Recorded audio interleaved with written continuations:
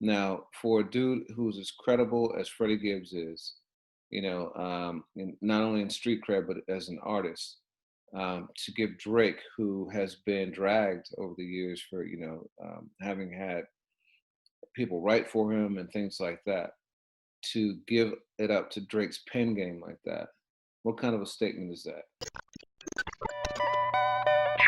I think hip hop will always be a voice for the people.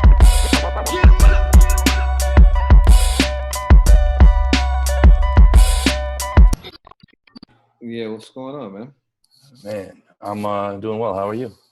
Good, good. Happy belated Fourth. Yes, sir. You too. How was Philly?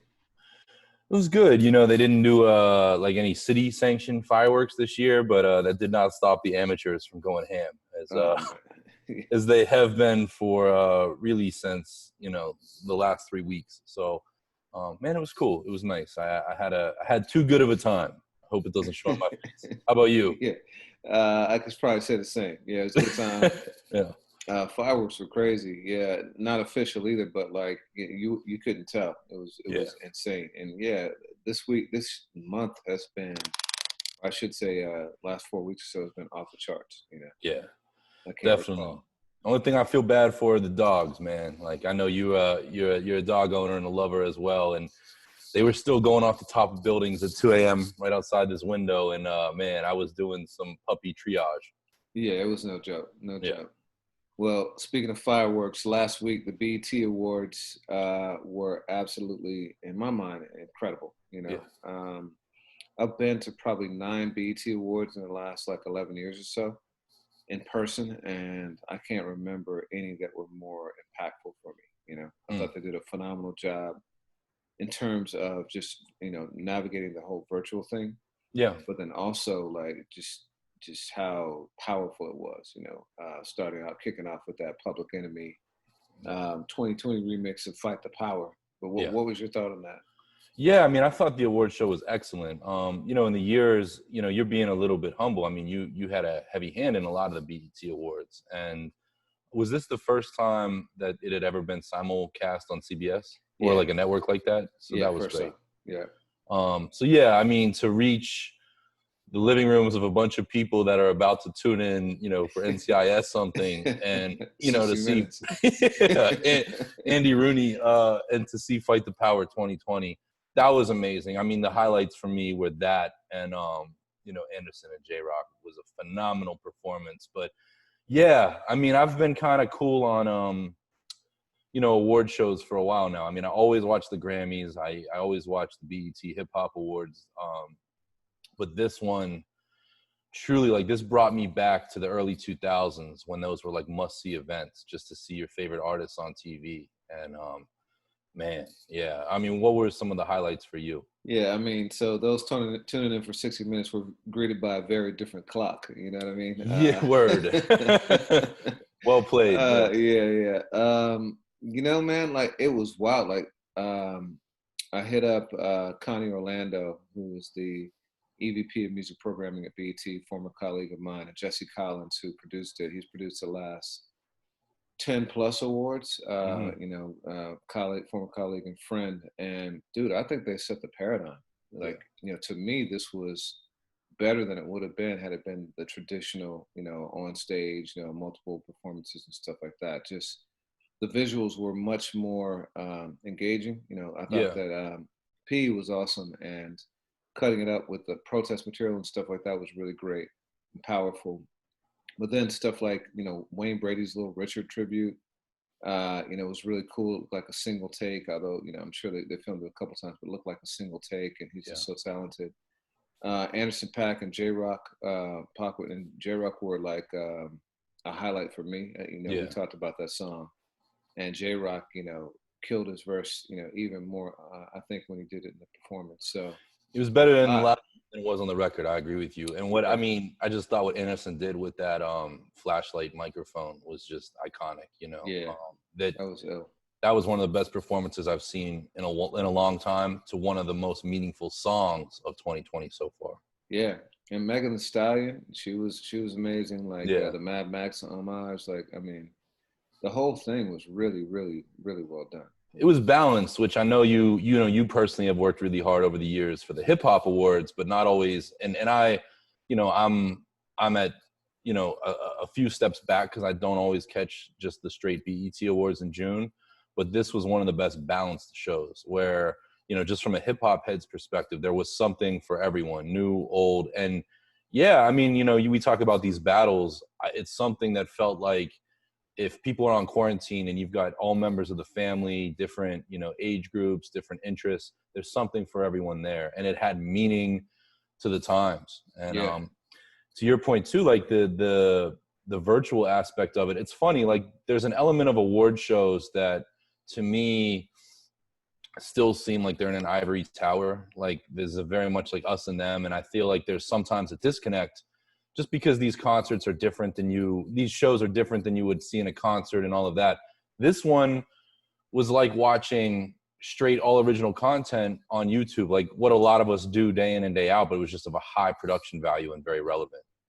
Yeah, it's interesting you mentioned that. In some ways, it reminded me of the first YouTube Music Awards. Do you remember those? No. Yeah, I actually attended the first one. I think they only did like one or two of them, but and it was called that? YouTube Music Awards. It's actually produced by Sally Fertini, another friend and former colleague. She did probably the first 20 or so VMAs and like the Super Bowl halftime with Justin Timberlake and Janet Jackson. Yeah. Yeah, pretty crazy one. But she did that, and what it was it was a live performance, but it was a series of music videos that were basically taped live and then like chopped up and put out. And so it was meant to be like individual segments, and the BT Awards felt a lot like that, although the flow was much more there was much more continuity in the flow for me. So it felt more like a strung out program show than the YouTube Music Awards. It felt kind of like separate music videos just kind of put together.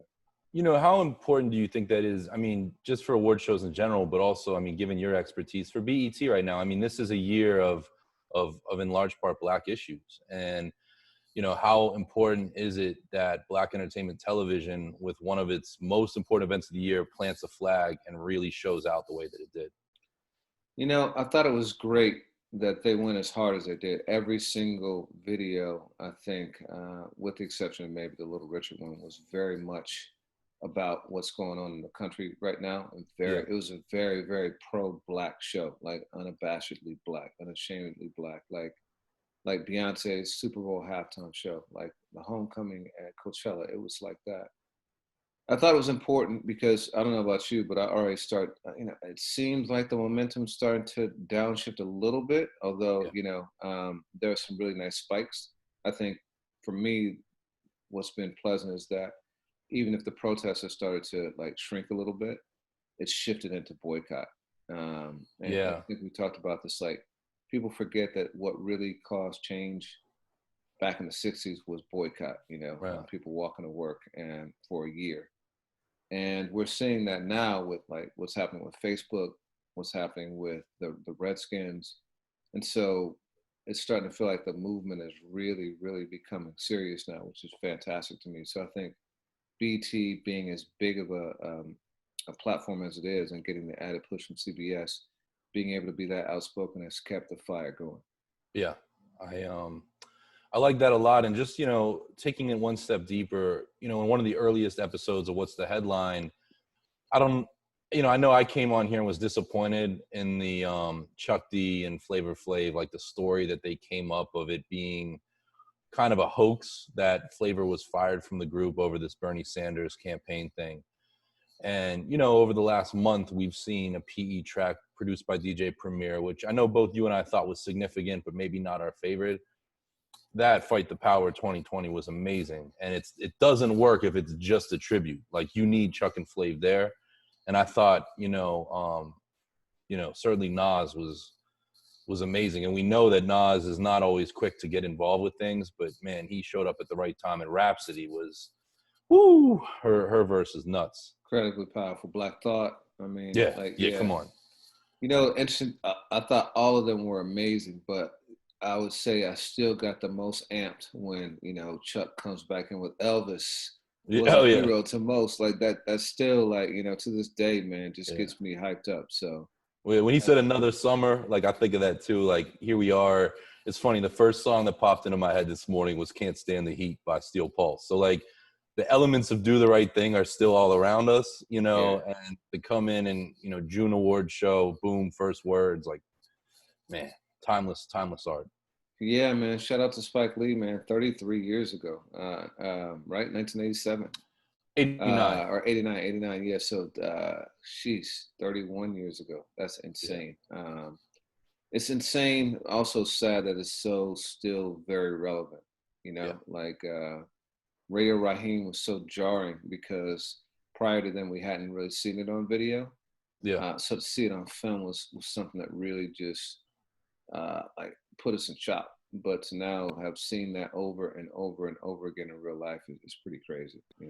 Yeah, I mean, it's interesting too. Like, we spent some time in last week's episode. I spoke about a situation that I went through, and I live in a pretty diverse but historically Black community in Philadelphia.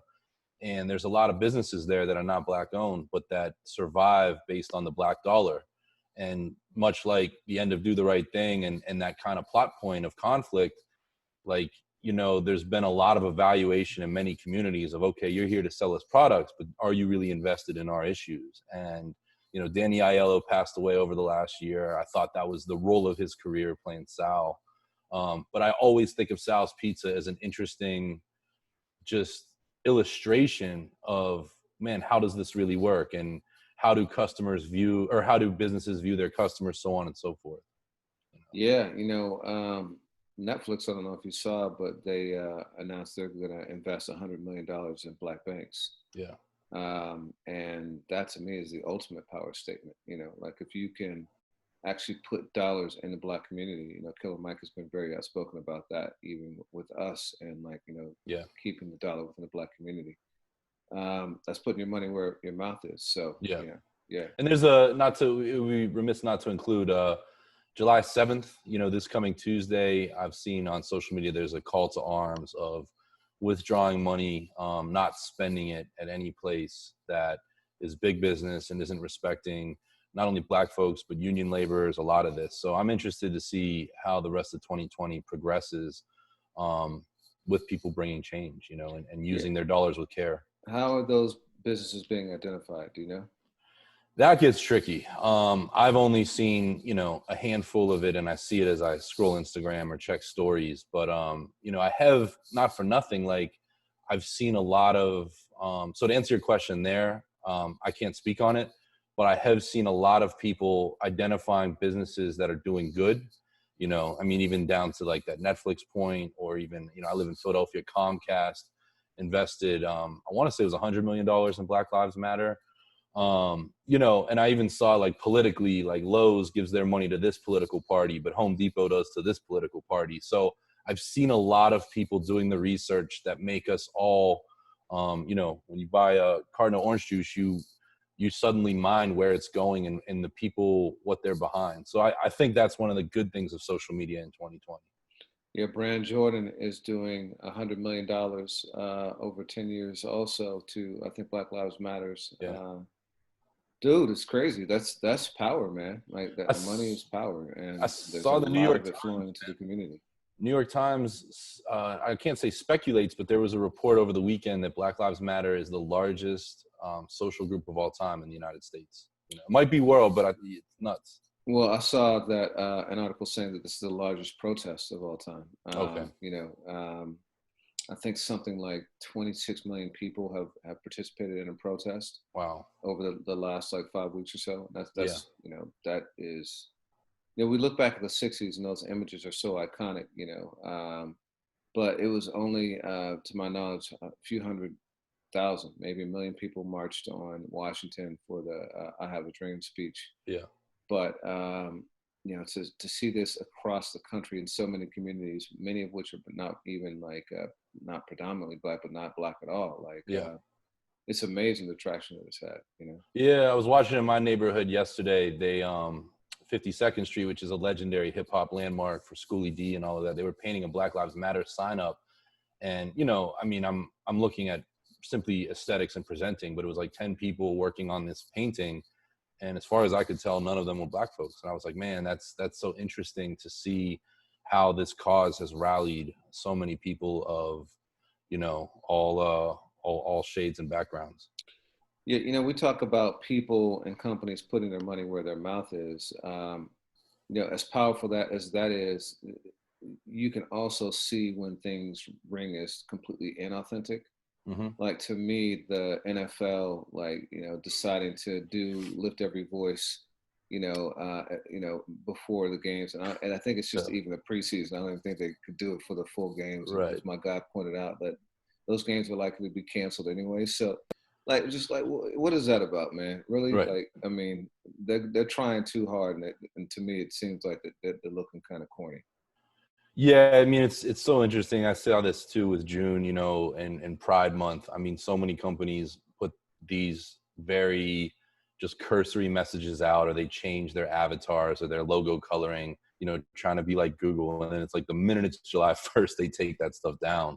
And it seems so much of it disingenuous, especially in the wake of some of the examples that you and I have talked about. And growing up, man, I love more than any other sport. I'm an NFL guy. I'm a Pittsburgh native, but man, the NFL is just, man, they they need some new marketing and PR.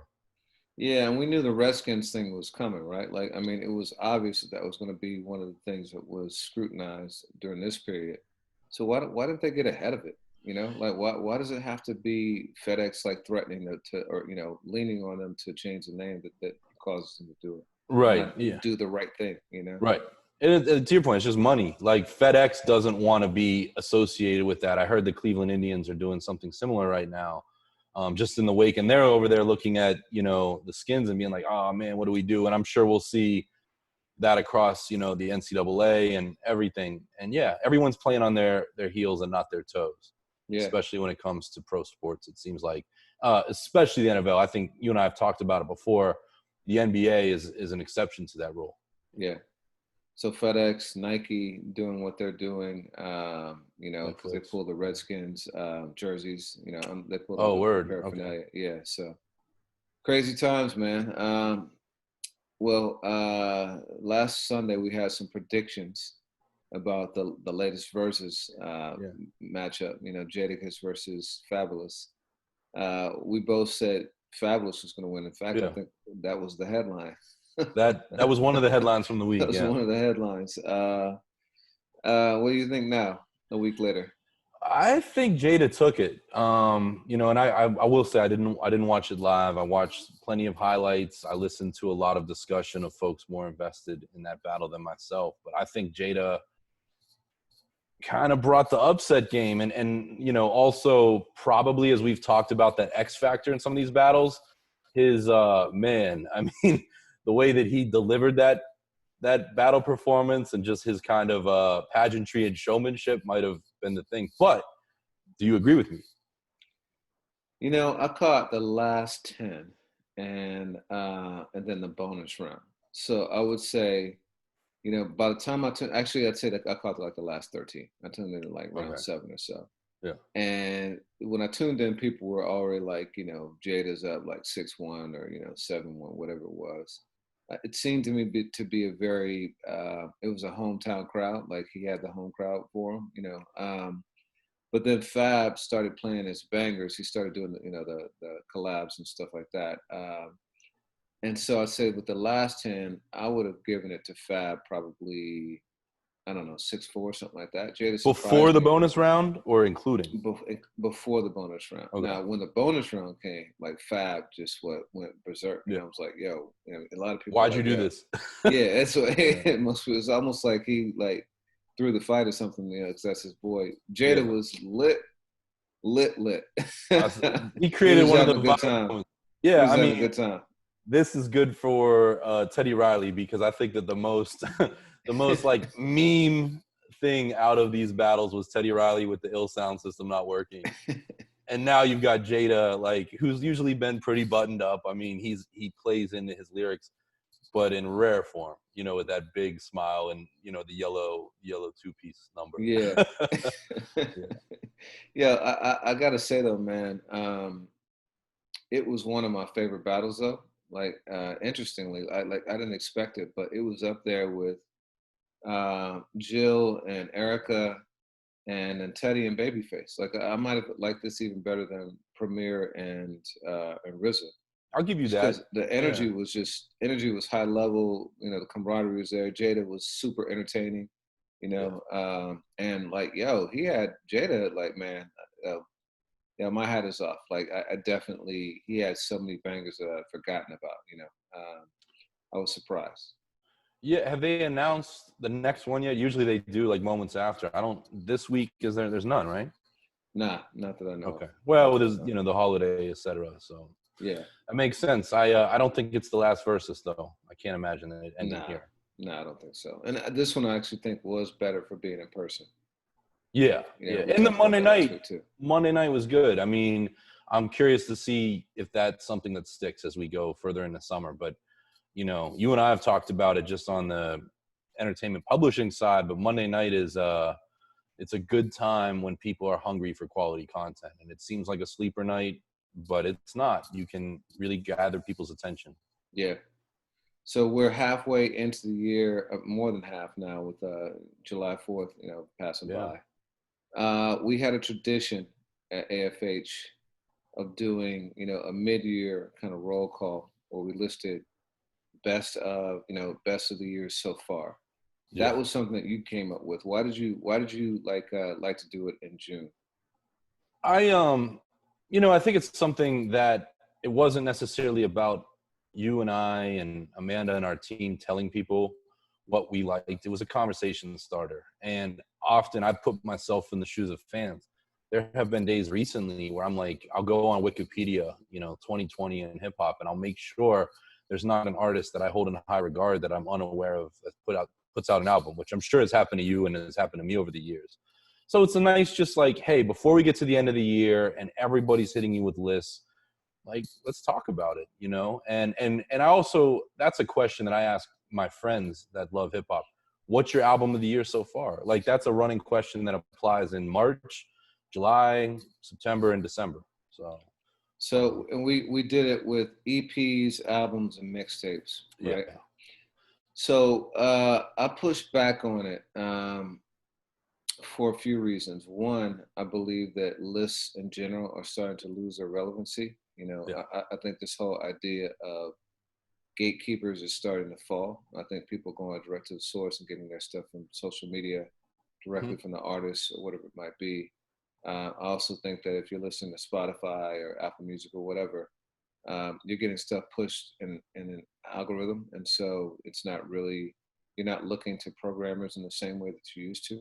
yeah, The other thing is, I just don't think that people are consuming music generally in the form of entire projects. You know, I think people, will hear songs, they'll get them from, a playlist or, just pick and choose what they want and aren't listening to stuff front to back, so, with the rare exception, like Kendrick or Cole, yeah. someone like that who really, Rhapsody, who puts out a thematic body of work. So when you combine the two things, I don't know that these are still relevant. I hear you. I also liked it for AFH's perspective for brand. I feel I still feel this way. We hold a stake in the culture that's different than any other publication. And I spent 6 years at All Hip Hop and 7 years at Hip Hop DX, if my math is right. I've watched how brands differ, and I look at let's look at 2019. I look at a project like Sky Zoo and Pete Rock's Retropolitan, and I don't know that there's a place that's going to give that album its just due. Like, it seems it's a little too underground for Complex, and maybe it made their list. I don't mean to misspeak, but we have not a captive audience, but an engaged audience to talk about it. But I do agree with you that, and this is one of the things that I loved, and you came up with the idea of at the end of the year, instead of us telling you our 10 best albums or our 5 or our 30, we let the readers decide it. And we really made it a democratic process, the same way we would if we were sitting around just as friends talking about hip hop. And that to me was a lot of fun, rather than to try to push our taste on somebody else. Now, mind you, we did on our own come up with, with the staff, a bulk of those albums, but we even gave it to Wildcard, which I believe at least once ran the table. So Yeah, Big Crit ran the Big table Crit, that year. Big Yeah. Crit. So yeah, I don't know. I mean, but I hear you. I know growing up, like Herb Magazine, URB, I used to love their lists. Like, and I was one of those guys that if I trusted certain writers or publications, I would run out and not, you couldn't stream, but I would buy the album, or I'd go to Blockbuster Music and sit at a listening station. That still matters to me. But you're absolutely right. Like with a Kendrick, everyone's going to hear it. But some of these releases, so my album of 2020 so far is Royce the 5'9" Allegory. I think it is, I think it's his best album. And I think it is so relevant to what's transpired since he released it in February. And when I hear people talking about 2020, we tend to go maybe for the higher profile or the more recent releases. So I like these lists and these conversations because it's a great way for me to go to people like, yo, check out Royce. Like, make sure that's on your radar. And at the same time, I want to ask them what's on theirs. Well, before we get into it, let me just ask you this. Is there any public, you talked about Herb Magazine, right? Yeah. And is there any publication now that you would check for and really care about their end of year list? Two, I will give it up to Complex on this. You know, because I feel like they gather an interesting consensus. Now that album might not, it might be a pop album. It might be, I forget what it was last year. It might have even been like Ariana Grande or something. But I'm curious because to me, Complex represents a finger on the pulse of a certain youth culture. And the other one I'll check out because I really respect the writing is DJ Booth. And one of the things I love, DJ Booth put a list out like this last year. And there were projects just like I'm talking about, like this artist out of UK, Dave, which he's a star in London, but it's not somebody that I'm getting press releases on at the time. It's not somebody I'm checking for. And he had an album, I think it was called Psychodrama or something like that. That was boom. That was phenomenal to me. So DJ Booth, Complex. What about you? You know, I'm not sure. It'll be interesting this year when I'm not. I used to do it before because I felt obligated out of just like studying and research and making sure that we were always on point. You know, Yeah. just like seeing what our competitors were doing, and like, you know, it was interesting to me because as the years progressed, the list became more fractured. You know, Mm-hmm. it used to be that, you know, 10, 15 years ago, pretty much every magazine would have the same, like, you know, projects, you know, maybe in different order, but it was what it was. But now, like, I find that I learn about a lot of stuff that I hadn't even heard of. Like, I remember a few years ago, I hadn't really dug into Gold Link. And when Two Dope Boys had Gold Link, I checked it out. It ended up becoming one of my favorite albums. And I Sure. remember Pitchfork. This is whenever Killer Mike released his RAP music. I had not checked that out, and by the time I listened to it, it would have definitely made the AFH, you know, Yeah. year-end list had I heard it. So I like learning about new stuff like that, you know, and I do think it's fractured a bit more. But this year, I'm not sure. I'm not sure there's anyone that is relevant to me anymore. Like I loved our process, Yeah. and you know, because you know, I actually think that we did one of the best lists. You know, just like trying to be as objective as possible. But you know, I thought that it was reflective not only of our taste but of our readers, and we assembled a staff of you assembled actually a staff of like 15 to 20 writers. So by the time we opened it up, like I thought it was a really, really great representation, and I look forward to that process. So I love the year end ones. I mean, the mid year is tricky because I find that years tend to be kind of bottom heavy, you yeah, know, especially and yeah, I mean, but my whole since I started at All Hip Hop, I was worked with Chuck Creekmer at the year end for all the years I was there. I love giving artists their flowers. You know what I mean? And you know, 2005, Sean Price puts out Monkey Bars, and we went really hard for it. I personally went really hard for it at All Hip Hop. And that built a relationship that I had with Sean because as people that know the backstory of that album, it was not a high selling album. In many ways, it was kind of his like, yo, if this doesn't work, I'm taking it to the street kind of mantra. And to be able to give somebody those flowers is huge. And you and I have been together and, you know, over the years, like a Crit or a Killer Mike, there's artists that weren't always at the status that they are now, and to be able to really get behind them and amplify their voice, that's one of the favorite. I don't consider myself a rap critic, but that is one of my favorite things of being a hip hop journalist. yeah. What do you remember? Is there any project you remember going hard for with AFH that I pushed back on or someone else did? I remember a couple myself, and I actually remember one we didn't do, which I'm wondering if we would have gone back and changed it. You You know, gonna so say Tyler? no, nah. I'll say for me, it was Travis Scott. Okay, Remember, I was the one who pushed for that because there was a lot of resistance to that, to Astroworld. And I'm really, really glad we included that. I I agree. think that, from a brand standpoint, it kept us flexible, not like an old man's brand, but also I just think it was a very critically acclaimed, and it's an album that's going to stand the test of time. And so I'm glad that we had our stake in the ground for it. Yeah, And I mean, I one we wholeheartedly didn't agree. include was Which is Benny. Tana Tana Talk. Talk 3. Yeah, Yeah. three. Yeah. That was like, like we did Gun, Supreme Blind Tell, which is Yeah. still a dope pick. But hindsight, that Benny joint. Although plugs of it I like better, but like still, I think that the Tana Talk 3 is one we probably should have included. What do I you think? agree. I prefer that album. Here we are. Supreme Blind Tell dropped 2 years ago last week, if I'm not mistaken. 2 years later, Tana Talk 3 is a superior album to me. Mm-hmm. And absolutely, there was some. And last year, Blue, veteran MC, put out a project on. He put out an underground project with the producer, and it was Damn It the Fudge Monk. It was so dope, and I felt like I was the only one on staff that listened to it, and I really wanted to rally hard for it. But there was so much good music in 2019, and compare that to 2020. 19 was a great year. I hope in the next 6 months, 2020 really catches up. Not to say there's bad music, but I don't think there's a guaranteed front runner so far this year. Mm-hmm. Mm-hmm. Freddie Gibbs thinks it's him, Yes, yes. So let's get into it. Okay, so you mentioned Royce. Yeah. What are some of your other picks for so far, the best projects of the year so far? I'm really warming up more and more over the last 2 or 3 weeks to Run the Jewels 4. I like that album a lot. You got to be in a certain headspace. You can't like wake up, roll out of bed, and play RTJ unless you're doing cardio. Like you've got to be in a headspace for that. Warming up to that one big time. Deontay Hitchcock, who we talked about on here. I love when an artist that's bubbling for years steps forth with a proper body of work. And his joint. Which is called I got my list right in front of me. Better is really good. Yeah, those are big for me. I know I don't know where it stands with it for you now, but you were a big fan of A Written Testimony by Jay Electronica and kind of sort of Jay-Z too. Yeah, I like that album.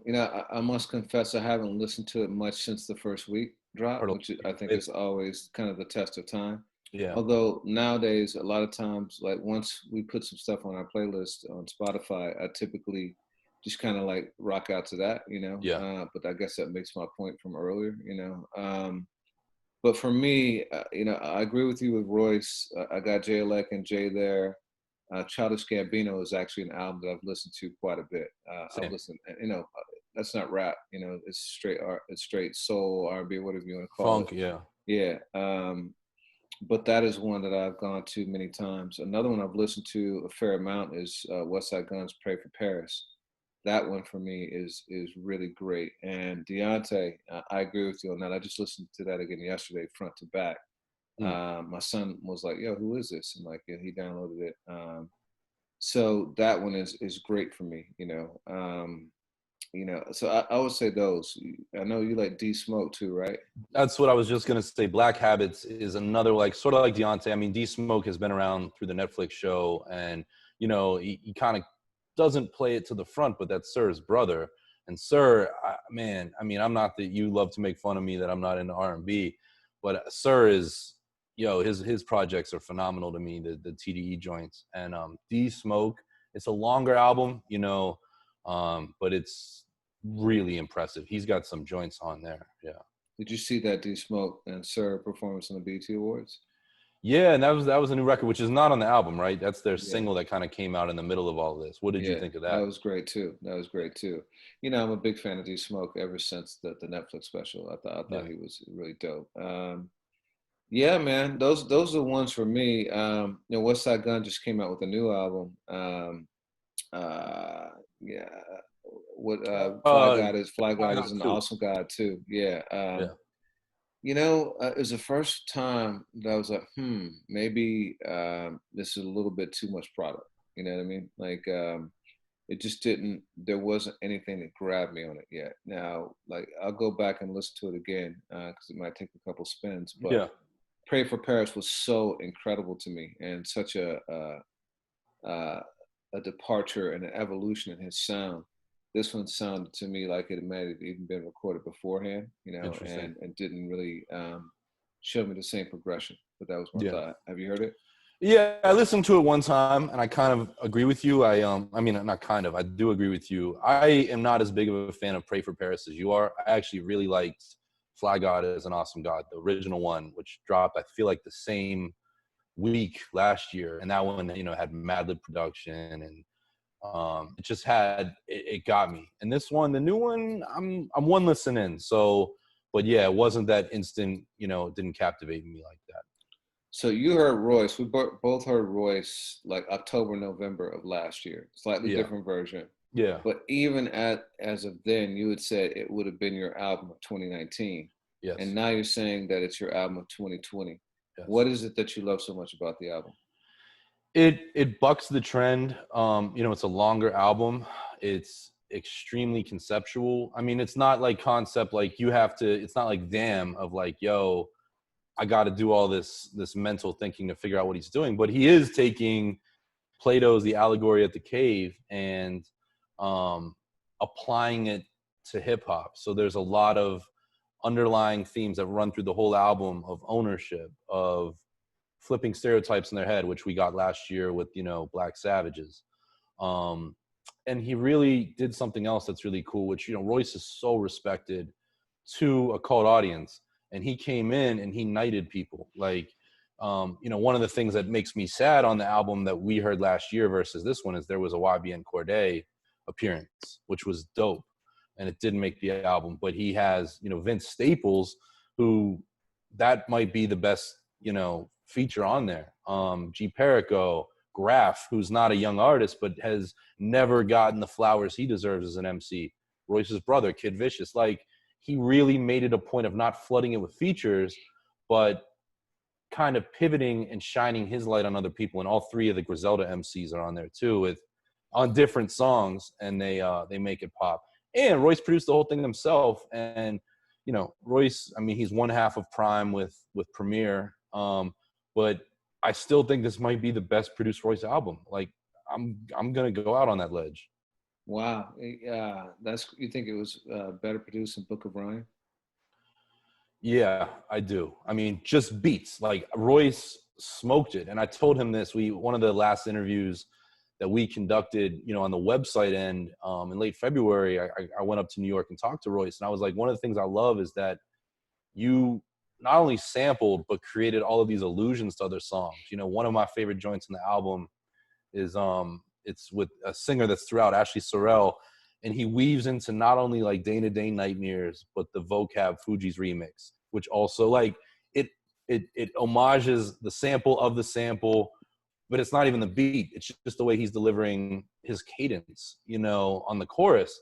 And I'm like, to me, this is just such a smart person's hip hop album that captures the zeitgeist of what 2020 is about, not only for hip hop heads, but as I'm sure, and I speculate this, but like, for Black folks, it deals with a lot of those issues of how we're perceived. Black Savages is the joint, and it doesn't need T.I. and Sci-Hi. Like I'd be fine on that record with just 3 Royce verses.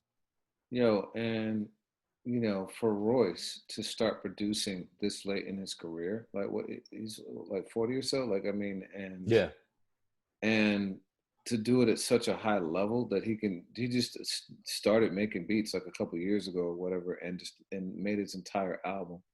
It's really insane. The guy yeah, is like, I don't recall an MC ever having the kind of progression that he's had. Starting with Layers, right. which was probably his best album to date at that point, and then Oh, at that point, yeah, Book of Ryan surpassed that, and you're arguing. I'm not sure for me if this surpasses Book of Ryan, but it's a phenomenal album. But for it to be in that discussion, for him to do this at this point in his career is yeah, just unthinkable. Like the only Black Thought, like I think, is at that At that level. same level of like improvement, even at this stage of his career. Yeah, because even Killer Mike, was like a mid 2000s artist to me. I mean, he was around Outkast in the early 2000s. But Royce, I always tell Royce, like, I worked street team for Royce when I was in high school, when he was on very briefly Columbia, I think. And, Royce Boom came out, I think, in 99. It might have been 2000. But I want to ask you something, as we're talking about this network and Detroit MCs. All right, boom, here we are. How do you feel about Eminem's album at the midpoint of the year? Dude, did it come out this year? I can't even January. remember. January, It yeah. came out January. Well, first of all, this year, I mean, this Yeah. year, like everything feels like it's been extended like 10x. I mean, that was even before Kobe died. Yeah, I believe so. Geez, dude, I don't even remember the album really. I mean, I remember the joint with Joyner Lucas. Mm-hmm. That was a great song. Yeah, I remember the beats being better than Kamikaze, and I thought it was a more consistent album than Kamikaze. But dude, like, yeah, I have zero recollection of it. Like, if you Yeah. hadn't mentioned it, I would. Not only would I not remember it came out this year, I wouldn't remember that it came out. Period. And it's weird because, and again, that's like, we talk about the sneak attacks. Like, you and I were among the first to cover that. I mean, hours, minutes after midnight. And, but without it being planted in your mind, and obviously, yeah, 2020 just stole the spotlight off the music into Kobe, into COVID, into George Floyd, and, all these things.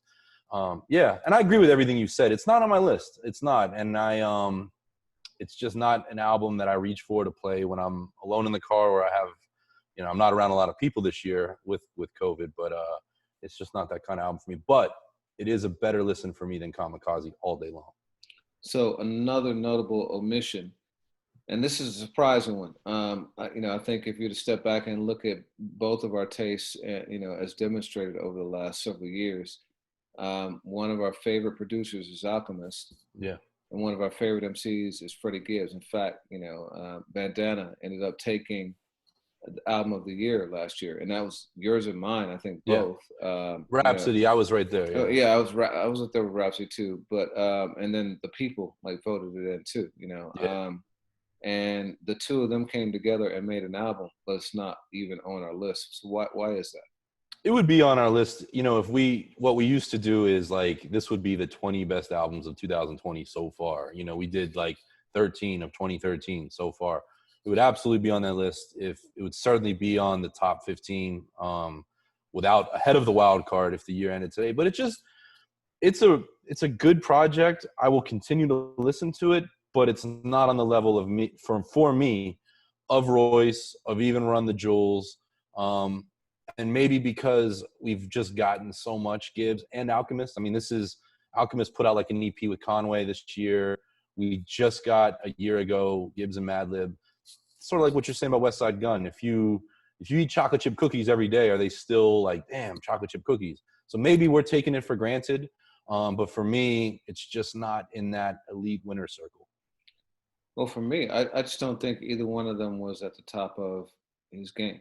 Yeah. I just don't think that Gibbs was at the level he was on his albums with Madlib, and I don't think Alchemist gave him that heat that he's given like Schoolboy Q and Evidence and like others that we've heard over the last few years. Like, I would actually like to see them do a do-over, because I think that if they both kind of really, came with it and sat with it, and I don't know if like, I highly doubt they were in the studio together, but if they like really concocted something together, I'm not sure how much they collaborated versus just kind of traded beats. Yeah. I think they could do something special, Well, maybe my bar was too high, but like I just don't hear it the same way that I thought it was going to. Yeah, and you're always going to judge things by what comes before. I mean, Volume 3 by Jay-Z is a really good album to me, but for a lot of people coming, where it did after, Volume 2, it just doesn't quite measure up. Like, you look at it differently, and Madlib and Gibbs spoiled us. And, these guys worked together with Currency 2 years ago on Fetty, and I thought that was a way better album. And I'm not just saying that because Currency was on it. I thought the beats were a little bit tighter. I thought Gibbs was just super sharp on it. There's joints I listen to every day on this album, but as a whole, I agree with you. It didn't measure up to the anticipation for me. Yeah. Well, Gibbs has been in the news a lot the Man, last week. yeah, Just keeping it to the music for a minute, and then I want to go to the other thing. He was on Bootleg Kev, had a great interview, and Bootleg Kev, he asked him the top five MCs question, but in a kind of a cool way. He said, like, if you were a 5-on-5 basketball squad, who else would be on your squad besides yourself? And he said Pusha T, Black Thought, Kendrick Lamar, and Drake. yeah, And then he gave like honorable mentions to Royce, Killer Mike, and Benny as being the best MCs in the game right now. yeah. Now, I don't think any of those. I don't think any of those are controversial except for Drake. Now, for a dude who's as credible as Freddie Gibbs is, not only in street cred but as an artist, to give Drake, who has been dragged over the years for having had people write for him and things like that, to give it up to Drake's pen game like that, what kind of a statement is that? I think it's a real statement. I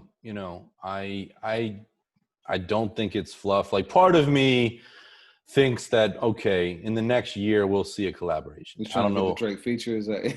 I think it already exists. Truly, like, this is pure speculation, but I have a feeling it exists because that's a Drake style power move, is to go get like some guys like Gibbs on whatever his next thing is. Maybe it's a standalone single. But also, like, I don't disagree with Gibbs, and I've never been, the loudest in Drake's cheering section, either as a singer or as a rapper. But I think that he makes people memorize bars in a way that Jay-Z did, the way that early Kanye did, and the way Tupac did, Biggie, and that counts for something. And Drake, you got to give it to the guy. I'm not mad at that list at all. The only thing that I'll say is, in terms of the diplomatic lists of finding the biggest kind of spitters, so to speak, is J. Cole an omission, or is that just, this is my starting five? I don't owe anyone an honorable mention just politically. That's a really interesting question. That's a really interesting question. Cole didn't even come up. My guess is that they forgot about him. Maybe. I think that and Cole has been quiet. Like, actually, he's the Dreamville stuff has been cool, and he's had a ton of features. But in terms of like a solo project, it's been KLD was what, two years ago or so now? I was 18, and then Revenge of the Dreamers 3 was 19. Number one album, Grammy nominated. But he I was, can't it's just a smattering on that. He wasn't, I maybe two or three challenge you a little bit on that. I don't consider Cole quiet right now, especially by Kendrick standards, especially by, I don't know. But I've always loved this about Gibbs. He is, and we'll talk more about this in a second, but Gibbs is his own person. And I remember when he came in to the next level, like, Gibbs has been around since the mid 2000s, signed to Interscope, made an album, never came out. And Gibbs came out and he had no problem criticizing the demigods of hip hop. I remember early in his career, he said things about Eminem that were controversial, of just like, eh. And so to give this list, it makes his cosign of Drake, I think, even that more meaningful. Because whether there's a collaboration or not, I don't look at Gibbs as somebody who gets too backslappy political.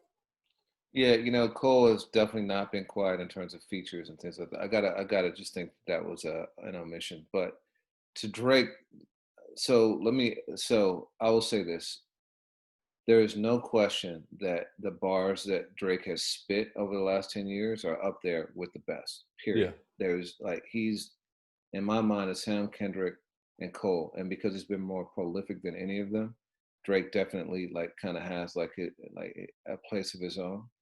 The question is, do we believe that the vast majority of those bars have been written by Drake?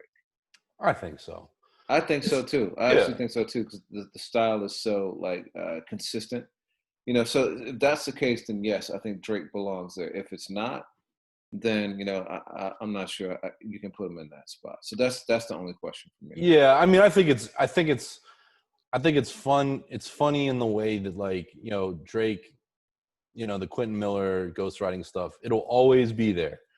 It's Barry Bonds on Balco, but even still, it wasn't like that song, what was it, Rico? It wasn't like that song was a juggernaut in Drake's career. Yeah. But it'll always be something that's held against him. But Drake, it's like Barry Bonds before he was using that. He was still a phenomenal 30-30 player, and Drake is that. And if I'm picking a starting five, you'd be a fool not to put that, Drake, Kendrick. That's a great starting five. Yeah. And it's a great list of honorable mentions too.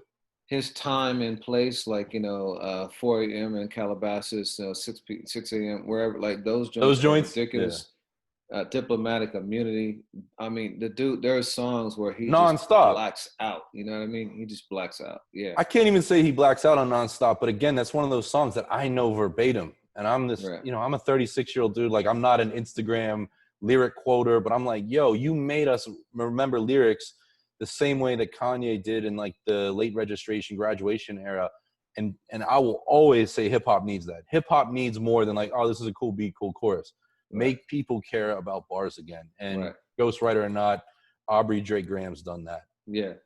We're going to get to Kanye too. We're going to get to this. This is going to turn into a real conversation. Yeah, okay. Man. All right. So, but on Gibbs, right? So the second thing he was in the news for was a little verbal dust up with DJ Academic. So I'm not sure I'd even say little. Okay. All right. So break it down then. So Gibbs last week, I don't think it was Bootleg Kip. I think it was LA Leakers or somebody. Forgive me for not knowing. Gibbs is asked about Jeezy. Who Jeezy signed Gibbs, not much came of that situation. He said he's not relevant. DJ Academics, part of Everyday Struggle on Complex, takes that quote and says if young Jeezy's irrelevant, then basically you're not even on the radar, Freddie Gibbs. And he does it on the show, if I'm not mistaken. And Gibbs catches wind of that, and it starts to escalate. And Academics moves this to his own platform, I believe Twitch, and continues to double down on why Gibbs is basically a middle-class rapper. Like, Academics says, my house is as big as yours. Boom, boom, boom. Like, it got strange. It got really strange from a media versus artist personality. And Gibbs went, he went nuclear, in my opinion. He made a lot of fun of Academics. He took pieces of the quote and like made them, I can't say viral, but he made them, tweet 10,000 times online, making fun of the way Academics speaks. He pulled up stuff from his college background. He pulled up tweets that were pretty damning of him talking about the Catch Me Outside girl. Gibbs went all in. Wait, Catch Me Outside girl and the college stuff. What were those? I didn't yeah, I mean, I was thoroughly entertained. So time out. Like, I don't know much about Academics. I know that he's become a leading aggregate on Instagram prior to being on Complex. But I've been in this too long, and I'm frankly too old to follow like the day by day of how Academics built his brand. But I learned through this that he went to Rutgers and got in trouble as an RA, which I was an RA in college too, for some sort of a theft or something. Gibbs pulls that up. And I'm sure people are feeding this to Freddie.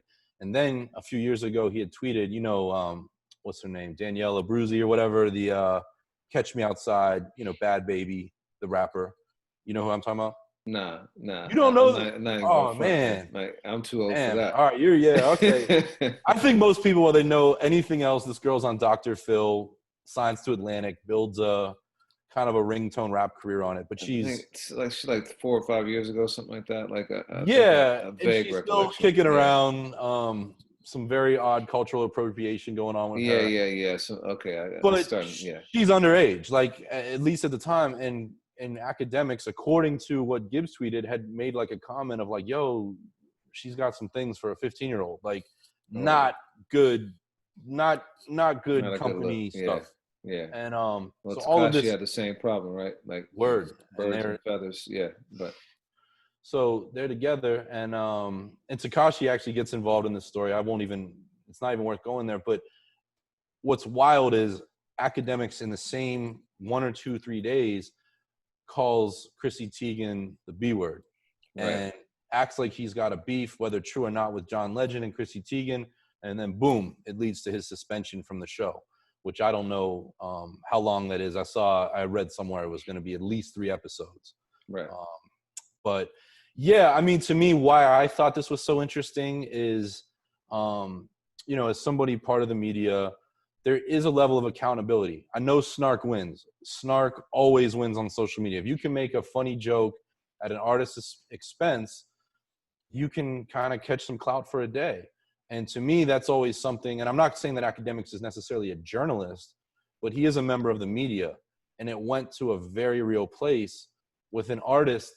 I think Gibbs' whole pedigree is somebody he does not back down. And he certainly showed that. He made T-shirts that made fun of Academics, immediately created a merch site for him. Like, he went all in. And I don't necessarily think it ends here. You know, I would say snark is maybe a euphemism. You know, I think it's beyond that. I think it's trolling, and I think that trolling season, like actively hunting people, whether it be a Tekashi or Academics or Donald Trump or Kanye or whoever, has been in high season for the last, like, maybe 8 years or so. You know, the era of genteel press and genteel politicians and people like that is gone, right? The biggest and often the most aggressive personalities have won. But what we're seeing over the last several weeks, I think, is a refutation of that. You're seeing it in the corporate world. People are refuting management that has been, domineering or abusive or whatever it might be. You're starting to see it with Trump's tweets now and the policing that's happening with that. And Facebook is being boycotted into having to do something with that too. Academics, you mentioned the Chrissy Teigen thing, and Complex suspended him for an undisclosed, he says 2 shows, whatever, but who knows how long it's supposed to be. There are now repercussions for, we're going back to a world where what you say actually matters, right? Like in a world like back before pre-social media, which is when it really started, you said half the things you did, with Twitter fingers, to quote a Drake line, to a person's face, you're getting punched and dead in your grill, right? Like, you're not going to do it. And this digital era has emboldened a lot of people, but we're now starting to see ramifications that are for words in the digital space. So do you think troll season is coming to an end? No, I think it will always be there, but I think it's important that the consequences are stated, and it's funny. One of my favorite movies is Dazed and Confused. I don't know if you've ever seen that, but there's a line in the movie where... Oh, yeah, many times. I love Dazed and Confused. Yeah, the Richard dude... Linklater and, exactly, killed it. And all that, The iconic role, but the guy, like the nerdy guy, is being bullied, and he's like, man, when fights start, they all end within 30 seconds. Right. And when that doesn't happen the way that he wants, when you throw a punch, I think Twitter... I think that so many Twitter beefs and online things end quickly of like, yo, I'm sorry. It made headlines. Both parties kind of benefit from the free attention. There is a line there. And I think that Gibbs is going to come up on this. I think that Gibbs is a super talented rapper who made his way into some mainstream headlines this week. And whether you like the album or not, people are going to say, okay, what's this guy about? Like, he's funny. He made these T-shirts. Boom. Meanwhile, Academics, I think, has a lot to lose. And while his suspension isn't necessarily directly related to Freddie Gibbs, I mean, that's a livelihood. And to go, whether he was, a lot of people speculate that on Twitch he was a little bit tuned up, had a few drinks. It can all come crashing down. I loved Star and Buck Wild. Like, huge fan. I listened when they were in Philly. I used to love listening when I was around New York. And, Star's words cost him his job. And I felt that was a great disservice to radio, which gave way to the Breakfast Club. And then you look at it, and I'm like, some of the most iconic Breakfast Club moments are Charlemagne or Envy, having tense exchanges with their guests, whether you want to talk about Birdman or Fredro Starr or Little Mama. So for a lot of folks, this seems like a way into the light. Be controversial. But the way that you go about it, you got to be careful on 2 levels. One, that you don't say the wrong thing and lose your job if you're not an independent platform. And 2, that you don't say something that's going to cost you in the street. And I'm sure a lot of people have seen videos of guys running up on Charlemagne. That happened years ago. I don't think it would happen now. I hope not. But, Academics, unless he's doing better than I ever realized, like, yo, you can be touched. And anything like this. And I hope it doesn't come to that. But if I'm talking about an artist's livelihood and his family and his yo, that's a place I would never go. And as an editor-in-chief, at all the places I worked, I would always ask my writers, and you've been part of this discussion with me, if you're going to be snarky on Twitter and you're going to take pot shots, please take my publication, our publication that you write for out of your bio. Yeah. I don't want to walk down the street or see somebody at a party that's ice grilling me or worse because of something that you said for some Twitter love or some Instagram clout. That's just corny to me. I mean, we've had that. We've had that. Like with people that we love and care very dear. You know, like rappers have called them out and made songs about verses about them. You know, and that's happened to me for years. And added us for stuff that we were not really responsible for. Okay, so you don't think troll season is over, and your point is that the trolls have been held accountable to some degree in the past, like Star, being suspended, Wendy Williams being suspended, stuff like that. I do believe that there's a different level of accountability surfacing now, with people like Act being called out, and I think it's part of this whole movement that's going on now too. It'll be interesting to see. Like, I think next up could be like the Sean Hannitys of the world and people like that. You mentioned Charlemagne, and Charlemagne started off that way, but I believe that he's moved his brand to a different place now with a lot more journalistic integrity. And I don't see him as being a troll. He can still be provocative, but I think he asks like tough questions more so than unfair questions, and I don't see it as an attempt to get attention, No, and I'm not even sure that it ever was. I mean, I think he made for great radio moments, those examples I mentioned, but it wasn't even like, it wasn't even coming. He's been more strategic like than that. And, he's made comments about Birdman. Birdman appears on the show. Boom, there's backstory. Like that's entertaining. I mean, but yeah, I agree with you. And for all of us, myself, you included, like we all have to think. I joke all the time. I'm not on Twitter anymore. I haven't been in more than 5 years, but I was the least controversial Twitter account. I just said stuff I was listening to, and, I might tweet an article that I wrote. And that doesn't build clout in this world. But I'd rather it my way than on the come up. So one of the most powerful trolls in my mind of the last decade has been Kanye. And he's been a troll for good and a troll for what others would not see as good. A troll for good is, starting with the Hurricane Katrina telethon, where he literally, like George Bush, like does not care about Black people. That was a powerful thing. He was trolling the president at a time when that just was not done on a national telephone on the biggest platform possible. That was amazing. And then with Taylor Swift, and the succession of stage crashing award shows. And people were a lot of people were down for that cause, but then it shifted toward trolling for Trump, going hardcore on MAGA and TMZ troll for himself for a while too. And then slavery comments and things like that. And now today, Kanye, or, yesterday on the 4th, Kanye announced that he is running for president in 2020. He had said that back in 2015 at the VMAs once again.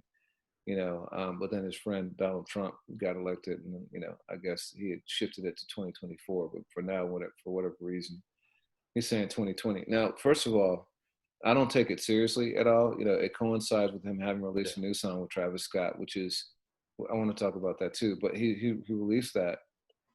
It also, just keeps him in the zeitgeist, and Kanye is amazing at staying relevant, or at least in people's mouths, pause.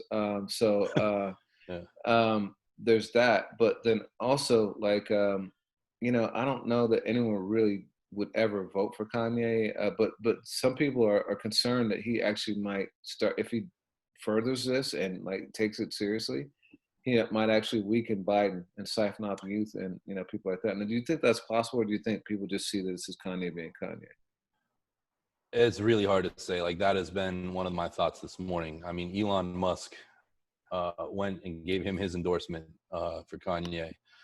And I mean, I like to think in my circle, absolutely not. But you and I spoke about it, I believe, on last week's show of, you can't get your hand on a pair of Yeezys right now. Like, there's people out here that not only look up to Kanye in a deeper way, beyond his musical ability, but there's also people that love a troll that would love to, probably post an I voted sticker and do Kanye as a write-in. And yeah, I mean, those young people are people that I feel like could just as easily be swayed to vote for Joe Biden.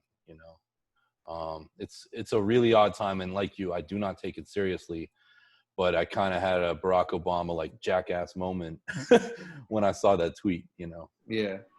I just see it as him like, goofing on July 4th and being a supreme troll. It is what it is. Yeah, And I think it probably did raise awareness for the song. Wash Us in the Blood, is that? yeah, I believe so. Which, have you heard it? You listened to it? Yeah, many times. Yeah. Just trying to get a feel for it. What did you think? Dude, I heard it. First of all, like I live in West LA and I go into this like mom and pop's ice cream store, tons of like suburban moms and stuff, and they're Yeah. banging like that Wash Us in the Blood yesterday. I'm like, yo, this is super bizarre. Like, I mean, first of all, it's crazy that they're up on the song like a day like into it, but secondly, that it's blasting loudly, Yeah. But the song, actually, I will say when I heard it in the ice cream store, it was like, oh, this is kind of bang, even though like it's typical Kanye, like Yeah. it's rhythmic, it grows on you and it gets lodged in your head, But when I watched the video, like the video was disturbing to me. The imagery, like even though it's I guess in theory a Christian song, like I found the images to be disturbing and even maybe like demonic looking. I don't know if that was the intent, Yeah. but like it felt like I felt very uneasy watching it. What did you think?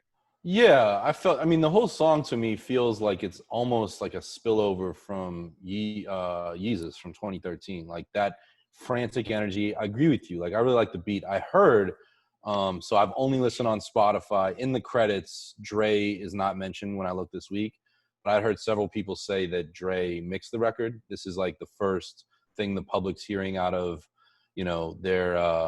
their work together, which Kanye had mentioned last week, on a social media tweet, of being in Dre's studio. I didn't love the song, and in the first 3, 4, or 5 albums, Kanye's first singles were moments to me, like up until Power, on Dark Fantasy, and ever since, Kanye's singles have not moved me towards what he's doing anymore. So I heard somebody say, and I agree with this, like I'm anxious to see the song if it becomes part of an album, which it may never, how it fits in there. I thought it was interesting. I thought it was worth listening 3, 4, or 5 times this week, but I didn't love it. Yeah. Um, Yeah. I think it's one that like will, like I said, even by listen number 2, it grown on me a lot. I think I'm probably gonna end up liking it a lot by the end of summer. That's my take. And you mentioned Yeezus. I had a very similar reaction to Yeezus. I did not like it at all when I first heard it, but I ended up having it on like my top 10 of the year for that year. yeah. You know, um, I think most people know that Travis was the muse behind that album. Yeah. So it makes sense that it could be like a throwaway from that time or reworking from that time or something like that. But in any case, they've collaborated many times in the past, and not surprising they would come up with something that's kind of dark like that. Yeah, and I think Ronnie J did the track with Kanye, and they had worked together on the album last year. Yeah, and I agree with you. Yeezus is an album that I would, you look back at, what was it, June 13th, 2013, or June 26th, the day that, J. Cole, Kanye, Mac Miller, and I always thought that Mac Miller, and it wasn't Pittsburgh bias, made the best album of those 3, especially at the time. But Yeezus is one of the best bad day, angry day albums of recent memory. And it took me months and weeks to appreciate that record for what it is. Yeah. August Alsina and Jada Pinkett. Do we want to touch that or no? Yeah. I mean, Zach Galifianakis has this joke where he says, I'll file that under who gives a fuck. I kind of am in those shoes, but it was a major moment this week. So we talk about trolling, right? Well, first of all, I broke down Academics versus Gibbs. Why don't you give the backstory on this one?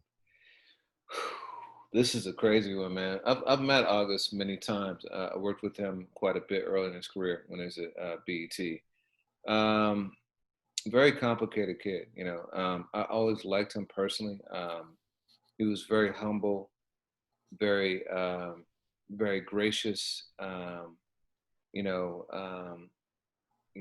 think well-intentioned kid. And I use the term kid because he was much younger than I. I think I met him when he was either in his late teens or early 20s. But there were some sides too.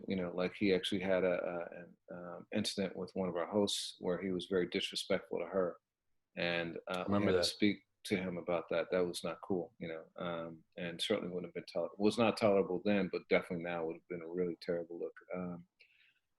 So not without his complications, and I will say that seeing him on Angela Yee's show, he was a very different person than the person I remember meeting, just the way he spoke. And his hair, multicolored, things like that. His speech seemed to be kind of pressured to me, kind of the way that Kanye's speech became over time. So I'm wondering if there are other things that might be going on, But he was talking to Angela Yee about rumors about he and Jada Pinkett having a relationship. And he spoke very, very explicitly about the fact that they had a very intense romantic relationship, and that he gave his all to that relationship. And she is the first person he had given his all to as a person, and that he has no regrets over that. And he says that he received a lot of, I guess, verbal abuse, a lot of shade over that from people, for being a homewrecker or trying to break up, like, Will and Jada's family and things like that. And on the Angela Yee interview, he says that that's just not the case, that he actually went and spoke with Will, and, Will gave him his permission for them to have his blessing to have this relationship. I guess because, and the way that August talked about it was that they had evolved their marriage into a life partnership. And I've heard Will talk in terminology like that. I didn't understand that that's what it meant, but he's saying that they are life partners, not necessarily romantic anymore. And so it was a really explicit and detailed conversation, and very surprising. But Jada is supposedly going to respond via Red Table Talks, but neither she nor Will has made any official comment. And August also said that he had given both of them the heads up that he was going to speak publicly about this prior to the interview. I did see, and again, this is just what I saw, but that representatives for both Will and Jada said this is false, or this is not accurate. And then August had put up kind of a cryptic social media post since then. But I did see the Red Table Talk. I was curious if you think it'll include August Alsina, or just kind of be Jada, her mom, and Willow speaking. Nah, I definitely don't see it including him. Okay. That would validate him a bit too much, but yeah. Yeah. You watched the clip? Parts. I didn't watch the whole thing. Yeah. But you watched that part though? Yeah. Did you agree with my assessment that something not seeming right? Yeah, I mean, I don't know August Alsina like that, but it did seem odd, and I've wondered, I kind of liken it to the Ray J, Kim K stuff of, like, obviously he didn't bring it up, he was asked about it, but it was odd. And Will and Jada Pinkett Smith have a relationship that throughout my coming of age was just something we looked up to. I mean, they were both young, successful, Black. The way that, Will Smith has these incredible motivational things that, about life and success and love and all these things. And, we've seen that challenged a bit. And I remember one of the best interviews I've seen in the last 3-4 years was him on Rap Radar.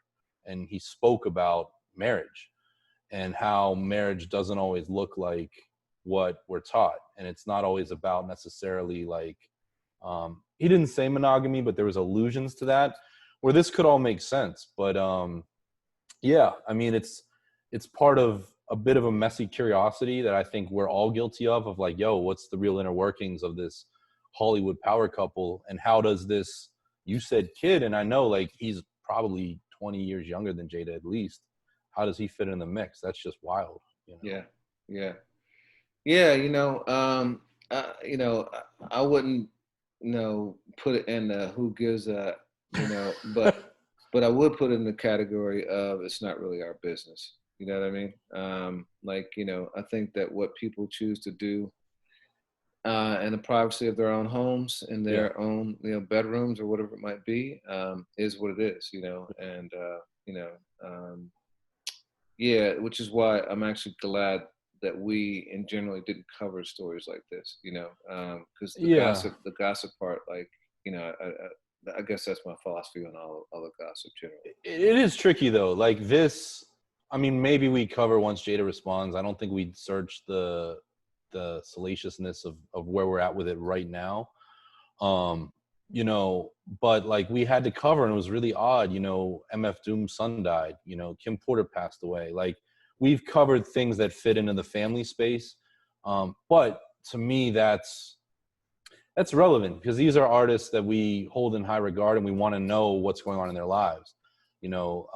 Recently I saw Dr. Dre is getting a divorce with his wife, and I don't know that's something that we would cover. Maybe not, but it also affects history because he meets his current wife, possibly ex-wife, at the exact moment that he leaves death row. Right. So all of these things have weird intersections, and but yeah, this one, and it's amazing how it just leverages platforms because that'll be probably the biggest red table talk yet, and we're just coming off of the one with Snoop earlier this year, which was kind of a must-see moment covered in the mainstream. Yeah, no, that's true. And Jada, her history with hip hop is significant. With not only with Will but with Tupac, and she's been a figure who's interwoven into it. So yeah, it'll be interesting, man. Yeah, man. So history is going to be told. BT Rough Riders documentary in the works coming out in September.